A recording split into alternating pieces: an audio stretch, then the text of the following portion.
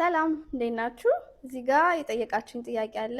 ሄልዝ ኦፊሰር ዩኤኢ ላይ ተቀባይነት አለው ወይ? እንግዲህ ኤችኦ የሆናችሁ ልጆች በብዛት በጣም የጠየቃችሁኝ ጥያቄ ነው።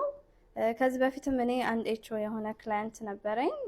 ለላይሰንሲንግ ፕሮሰሱ ዶክመንቱን ሰሜት አድርገን በዳታ ፍሎ በኩል ዶክመንቱ ቬሪፋይ ተደርጎለት ነበረ። ግን ወደ ፈተናው ስንሄድ ፕሮሜትሪክ ለሄልዝ ኦፊሰር የሚባል በዲግሪ ደረጃ ፈተና እንደሌላቸው እና ላይሰንሲንግ ፕሮሰስ እንደሌላቸው ነው እንግዲህ የነገሩን ማለት ነው።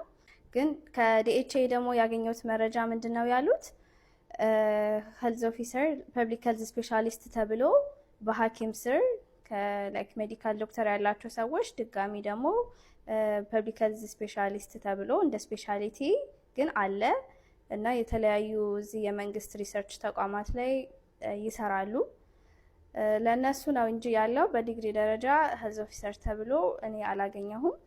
እና እንዳልኳችሁ ነው፣ ዶክመንታችሁን ቬሪፋይ አድርጋችሁ እንሞክር ካላችሁ መሞከር ትችላላችሁ። ከኢትዮጵያ መጥተው እዚህ ኤችኦ ሆነው እዚህ ሆም ኬር ካምፓኒ ላይ የሚሰሩ 1-2-3 ልጆች አጋጥሞኛል። እንግዲህ አለምም የለምም ማለት አልችልም።